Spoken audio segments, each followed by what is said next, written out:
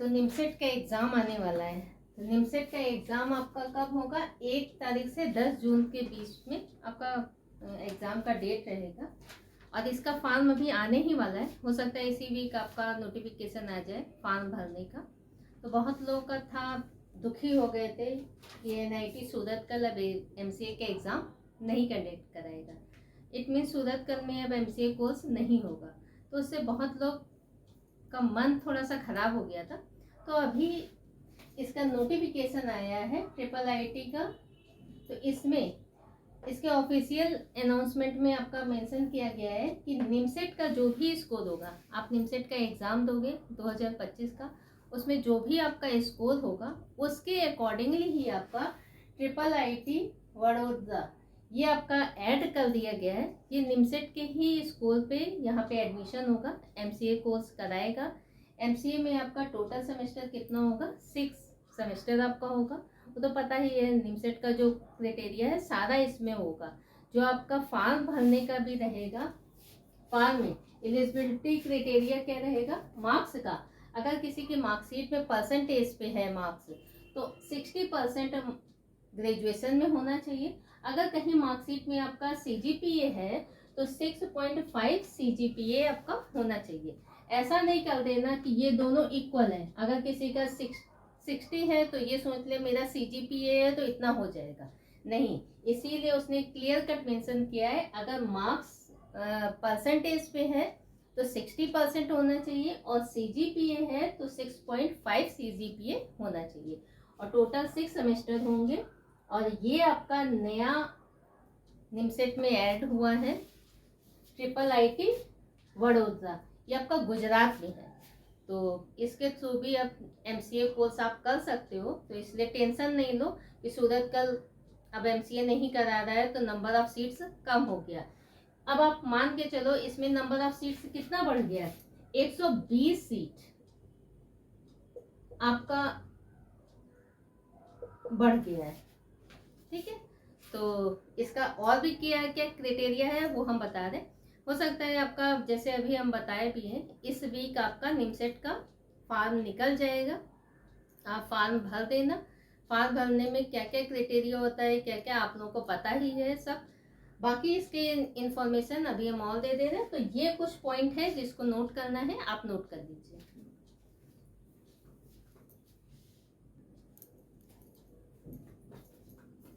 तो ये आपका निमसेट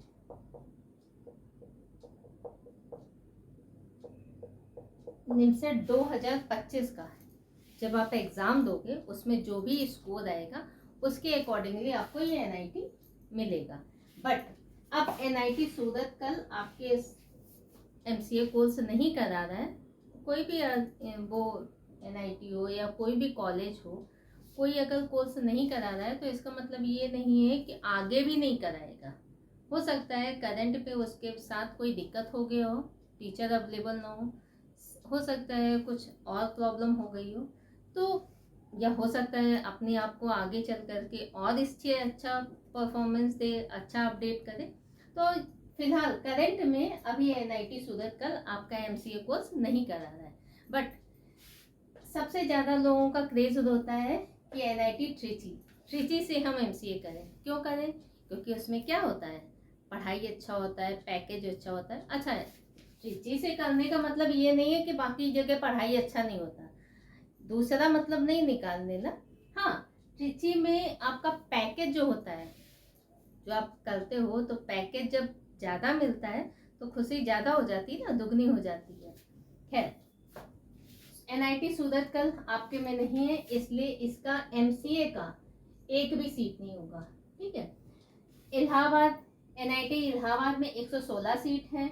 NIT वारंगल में आपका 58 सीट है। NIT कुरुक्षेत्र में आपका 64 सीट्स है। भोपाल में 115 है। NIT रायपुर में 110 सीट अवेलेबल है। NIT अगरतला में 30 सीट है। NIT जमशेदपुर में आपका 115 सीट अवेलेबल है। और जो आपका ये नया आया है IIIT वडोदरा, इसमें आपका 120 सीट बढ़ गया है। ये आपका गुजरात में है। तो ये अब MCA कोर्स आपका कराएगा। तो बट यहाँ पे जो भी ये बच्चा एडमिशन लेगा तो वो एनआईटी के ही स्कोर के बेसिस पे लेगा। तो इसलिए आपको निमसेट, सॉरी एनआईटी बोल दिए, निमसेट का जो स्कोर आएगा उसी के ही अकॉर्डिंगली आपको यहाँ पे एडमिशन मिलेगा। तो आप ये नोट कर लीजिए। फिर नेक्स्ट में हम आते हैं, और इन्फॉर्मेशन देना है थोड़ा।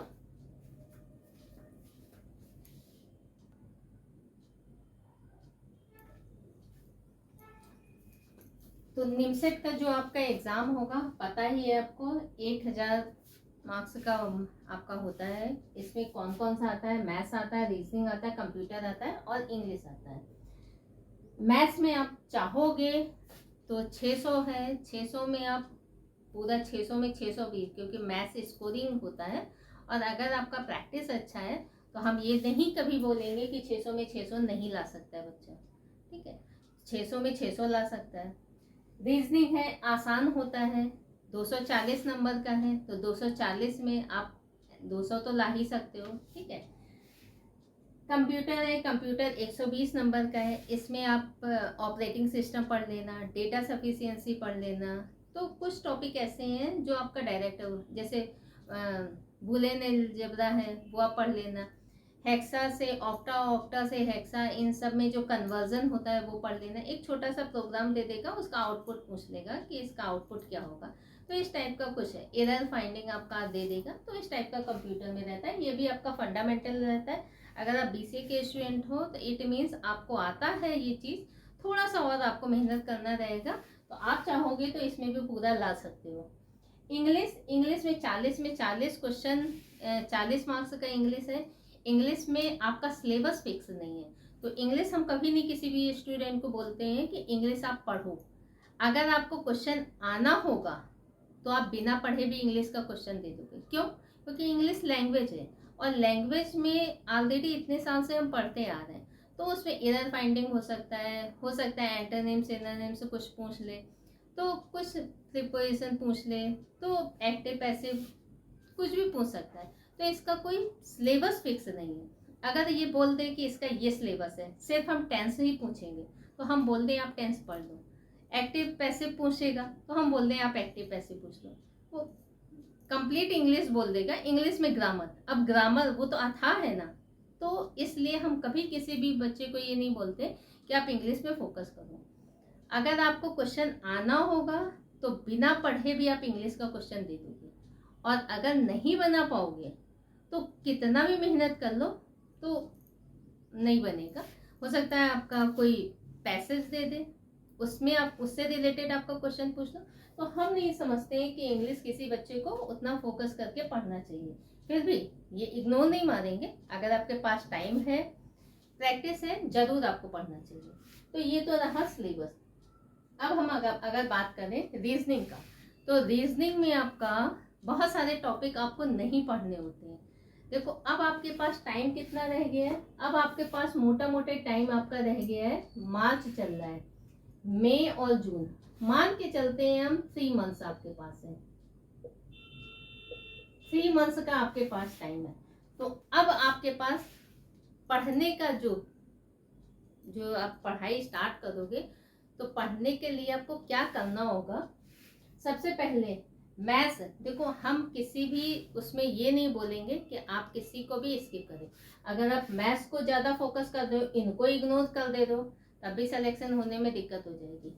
इनको सबको वेटेज दे रहे हो, मैथ्स को इग्नोर कर रहे हो, तब भी सिलेक्शन में दिक्कत हो जाएगी। अल्टीमेटली सबसे ज़्यादा मार्क्स किसके हैं? मैथ्स के। तो मैथ्स तो बेटा पढ़ना ही पड़ेगा। और फिर भी आप जब एमसीए करोगे तो ड्यूरिंग एमसीए भी आपको मैथ्स फेस करना ही है। तो जब जो चीज़ हमें करनी ही है तो उसके लिए अभी से क्यों ना तैयारी कर लें।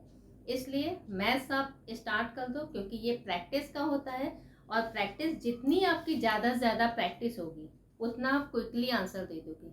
कभी कभी कोई क्वेश्चन होता है वर्बली आंसर दे दोगे, ठीक है, क्वेश्चन लिखा है, इसका आंसर हमें पता है, इसका रिजल्ट ये होता है, तो हमने आंसर दे दिया। तो ऐसे ही रहते हैं मैथ्स के क्वेश्चन। मैथ्स के 50% क्वेश्चन आप वर्बली सॉल्व कर सकते हो, ठीक है। किसी किसी में कैलकुलेशन होती होगी, तो थोड़ा बहुत तो वो रहता ही है, नहीं तो एंट्रेंस का मतलब ही क्या है ना। तो पहले ये आप नोट कर लो, फिर बताते हैं।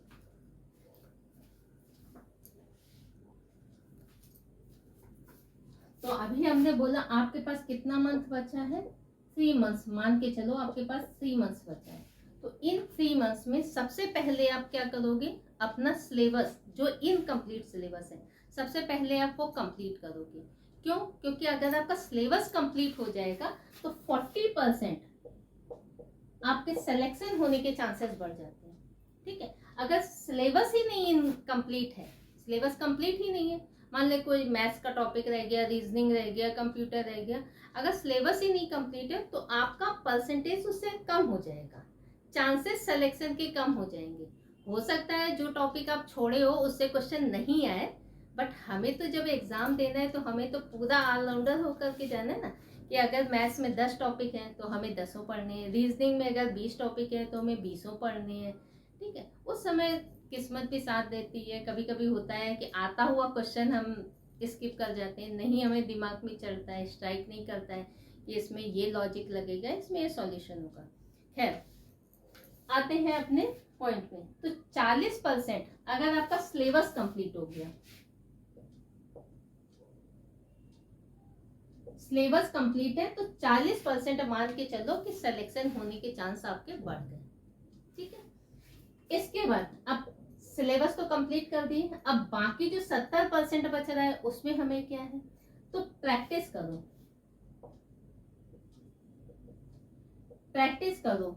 प्रैक्टिस करेंगे, मान लो 30% हमने प्रैक्टिस किया, हमने जो टॉपिक पढ़ा, मान लेते हैं अगर हमने मैथ्स का टॉपिक पढ़ा, हमने रीजनिंग का पढ़ा, हमने रीजनिंग में सिलॉक्स पढ़ा, सिलॉक्स का क्वेश्चन अगर हम सारा जितना भी हम प्रैक्टिस कर रहे हैं अगर हम सारा बना ले रहे हैं, इट मीन्स मेरी प्रैक्टिस परफेक्ट है।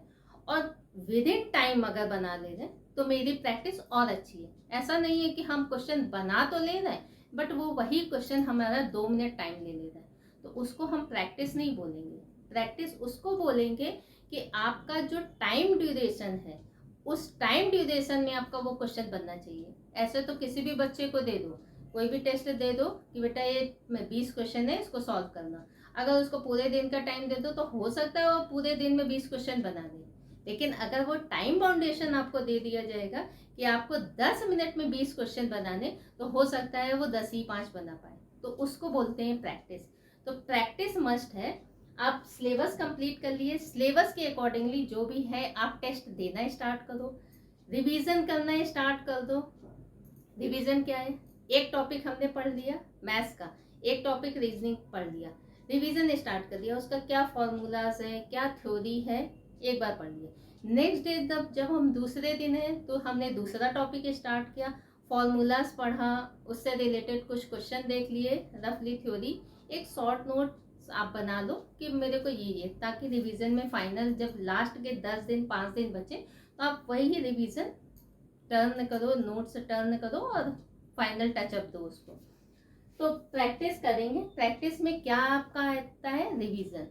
जो भी टॉपिक आप पढ़े हो उसको अच्छे से रिवाइज करो।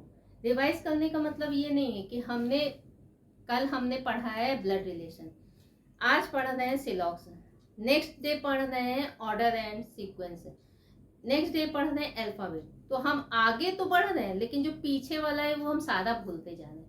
रिवीजन का मतलब ये होता है आप एक जगह कहीं कॉपी में या रफ में जहाँ पे भी आपका मर्जी हो, एक रजिस्टर में आप उसका शॉर्ट नोट्स बनाते रहो कि इस टॉपिक में ये रूल है, इसमें ये अप्लाई होता है हमारा ये। तो ऐसे रिवीजन पर डे 5 मिनट आप रिवीजन को दो और आगे नेक्स्ट टॉपिक को दे दो 1 घंटा। रिवीजन मस्ट है, प्रैक्टिस के साथ रिवीजन होना चाहिए। ठीक है, प्रैक्टिस के साथ रिवीजन आप कर रहे हो तो आपका ये हो गया 70%। अब ये जो बाकी 30% बच रहा है, जो आपका 40, 30, 70, 70 और 30, 100, ये 100%, ये 100% जब आप मॉक दोगे, प्रीवियस ईयर के क्वेश्चन पेपर देखोगे, तब ये कंप्लीट होगा। रिवीजन कर रहे हैं, प्रैक्टिस कर रहे हैं, लेकिन हमें उसी के अकॉर्डिंगली मॉक देना है। और जब भी आप मॉक दीजिएगा तो कभी मोबाइल से आप मॉक नहीं दीजिएगा, क्योंकि जब आप फाइनल एग्जाम देने जाओगे तो आपको लैपटॉप ही मिलेगा, उसी में आपको एग्जाम देना होगा। तो जो भी प्रैक्टिस करो वो सही डायरेक्शन पे करो कि हमारा जब क्वेश्चन पेपर है, आप टाइम देख लो, टाइम जितना टाइम आपको एग्जाम में, फाइनल एग्जाम में मिलता है, उसी के अकॉर्डिंगली आप देना। आप मान के चलना, जब भी आप मॉक दे रहे हो, कोई भी टेस्ट सीरीज आप दे रहे हो, तो ये मान के चलना कि ये मेरा फाइनल निमसेट का हम एग्जाम दे रहे हैं, ये मान करके चलना, उसी लगन के साथ देना। तो फिर उसके बाद आप देखोगे कि कितना अच्छा रिजल्ट आएगा। तो तब आपका होगा 100% तैयारी। अब इस 100% तैयारी में भी आपके साथ बहुत सारे बच्चे कंपटीशन दे रहे हैं, ठीक है। तो सिर्फ आप ही नहीं दे रहे हो, सारा बच्चा स्टार्टिंग टू एंडिंग तैयारी कर रहा है। कोई हो सकता है 2 साल से तैयारी कर रहा हो सकता है कोई 6 महीने से ही तैयारी कर रहा हो। तो बहुत सारे बच्चों का ये भी डाउट होता है कि अभी तो मेरा सिलेबस ही नहीं कंप्लीट हुआ, तो क्या हम मॉक देना स्टार्ट करें, क्या हम प्रैक्टिस करना स्टार्ट करें।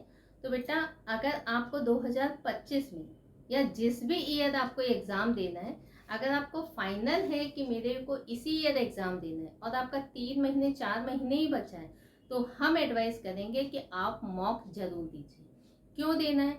मान लेते हैं आप मैथ्स का कोई टॉपिक है, मान लेते हैं आप फंक्शन पढ़े, आपको बहुत अच्छा लगता है कि फंक्शन में कोई भी क्वेश्चन आएगा हम उसको अच्छे से कर लेंगे, मेरा एक भी क्वेश्चन फंक्शन का छूटेगा नहीं। या सिलॉक्स का कोई भी टॉपिक आ गया, सिलॉक्स में कोई भी क्वेश्चन आ गया, आपको लग रहा है मेरे को सिलॉक्स बहुत अच्छा आता है, उससे कोई भी क्वेश्चन आएगा तो वो हम अटेम्प्ट करेंगे और मेरा 100% सही होगा।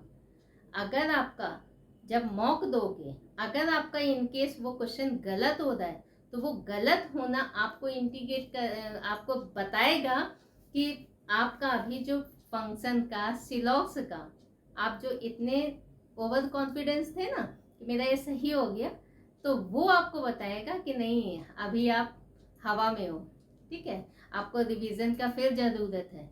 तो इसीलिए आप मॉक देना स्टार्ट करो। और बहुत सारा होता है जब आप मॉक देते हो, तो मॉक में आपका जो क्वेश्चन आता है, मान लेते आपको काउंटिंग ऑफ फिगर का कोई क्वेश्चन आया, आपसे वो क्वेश्चन नहीं बना, तो जानते हो आप घर आकर के उस क्वेश्चन को फोकस करोगे, एटलीस्ट वो क्वेश्चन ट्राई करोगे और सर्च मारोगे कि कैसे हम ये क्वेश्चन बनाएं। तो उससे बहुत फायदा होता है, उससे आपका थ्योरी का कंसेप्ट धीरे धीरे करके क्लियर होता रहेगा।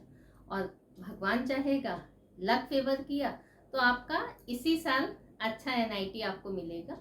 तो इसलिए पढ़ाई चालू कर दो। इस बार आपका जो MCA का निमसेट का जो क्वेश्चन पेपर सेट कर रहा है, अभी तक जो मेरे पास इंफॉर्मेशन है, वो NIT ट्रिची इस बार क्वेश्चन सेट कर रहा है। तो अच्छे क्वेश्चन रहेंगे, ठीक है। लेकिन अगर पढ़ाई अच्छा होगा, कॉन्फिडेंस अच्छा होगा, तो इसी बार आपका सिलेक्शन हो जाएगा। और हमेशा किसी भी एग्ज़ाम में आप जाओ, हम फिर से रिपीट करें, किसी भी एग्ज़ाम में जाओ, हमेशा पॉजिटिव थॉट के साथ आप जाना। कभी ये मत सोचना कि मेरा एग्ज़ाम में सिलेक्शन नहीं होगा, क्योंकि जिस दिन आप मान लिए कि मेरा सिलेक्शन नहीं होगा, उस दिन दुनिया की कोई ताकत ये नहीं कि आपका सिलेक्शन करा दे। और जब आपके अंदर ये भावना होगी कि नहीं, एनी हाउ मेरा सिलेक्शन होना ही होना है, तब उस दिन दुनिया की कोई ताकत ऐसी नहीं है जो आपको सिलेक्शन लेने से रोक सके। तो इसलिए सबसे पहले आप अपने मन की सुनो, आप अपने आप पॉजिटिव थॉट रखो, अपने आप को पहले संभालो कि हाँ, हमसे बेटर, हमसे अच्छा कोई नहीं है। लेकिन हाँ, ऐसा नहीं है कि हमने बोल दिया हमसे अच्छा, हमसे सब अच्छा कोई नहीं है, तो वही मान के चलो। उसके लिए मेहनत भी उतनी ही करनी पड़ेगी।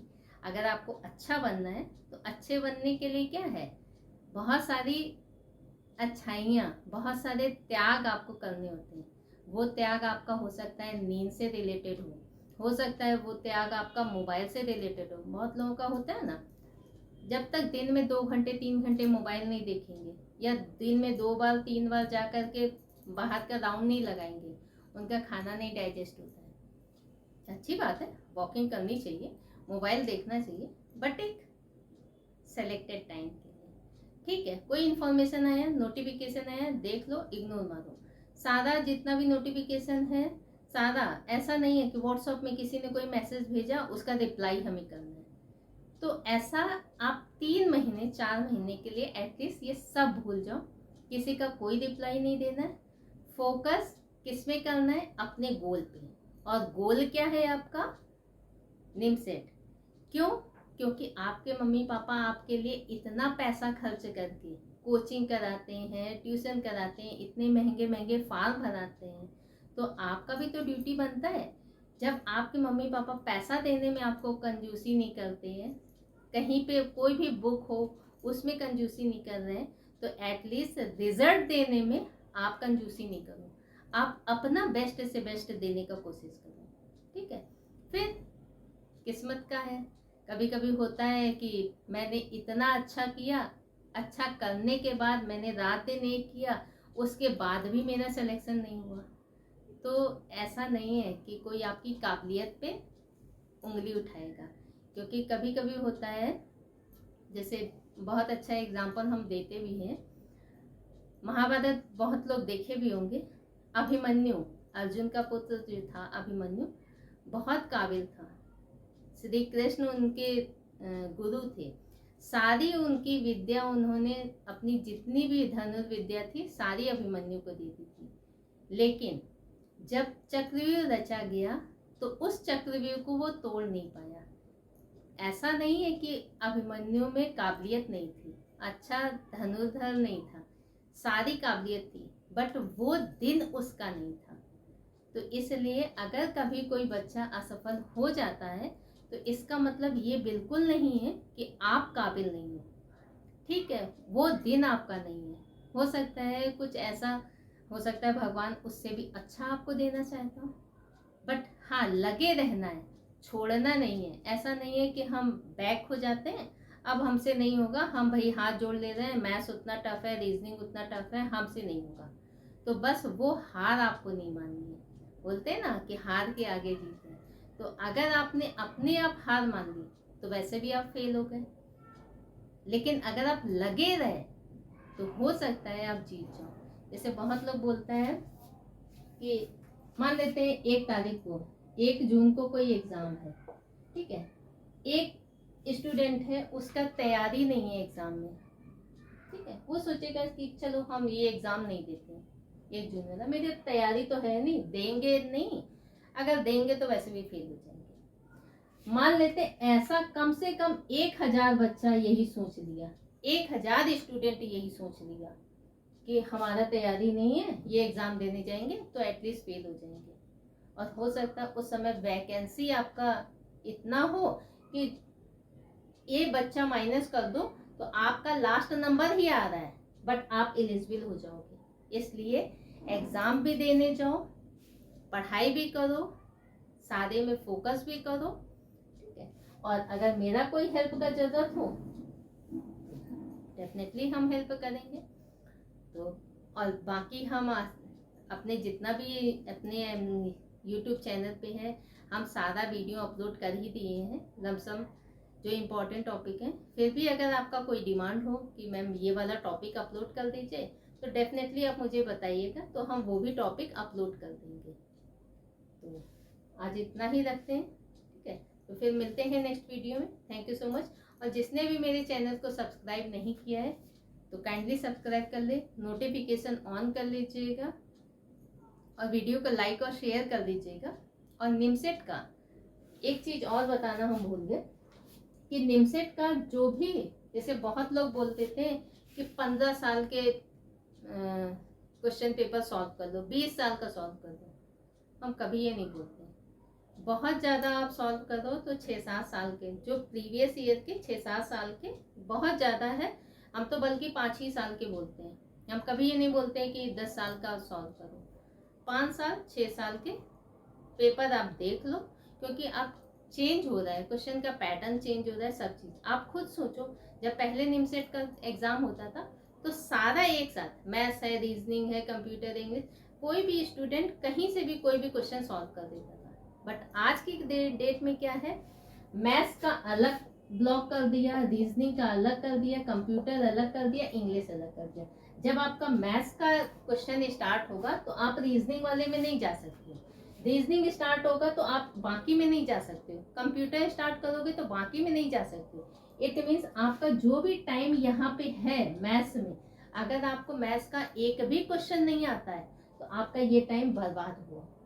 तो इसलिए आप मैथ्स भी पढ़ो, रीजनिंग भी पढ़ो और कंप्यूटर भी पढ़ो, तीनों पे आपको इक्वली फोकस करना है। ऐसा नहीं है कि हम मैथ्स को ही फोकस करके आगे बढ़ जाए, क्योंकि अगर आपने मैथ्स अच्छे से पढ़ लिया और रीजनिंग नहीं पढ़ा तो रीजनिंग वाले ब्लॉक में हो सकता है कुछ ऐसा ट्रिक हम बताए हों जो आपका इस क्वेश्चन ये वाले ब्लॉक में आप हो सकता है 10 क्वेश्चन 15 क्वेश्चन इजिली कर लो, आपका टाइम बचेगा तो बाकी टाइम दूसरे क्वेश्चन में दे सकते हो आप, है ना।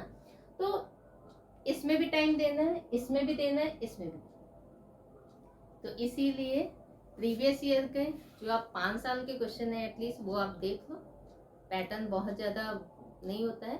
हाँ, अगर ये ट्रिची कंडक्ट कराता है तो इसमें पैराग्राफ आपका ज़्यादा दे देगा, रीजनिंग से रिलेटेड पैराग्राफ देगा, कंडीशनल बेस्ड पैराग्राफ आपका दे देगा, ब्लड रिलेशन दे देता है, ब्लड रिलेशन में आपका पॉइंटिंग वाला ज़्यादा फोकस करता है, कोडिंग डिकोडिंग और सीरीज और पजल ये तो ज़्यादातर हम देखते हैं, ये सारे एग्जाम में रहता ही है, ये इम्पोर्टेंट टॉपिक में आ जाता है।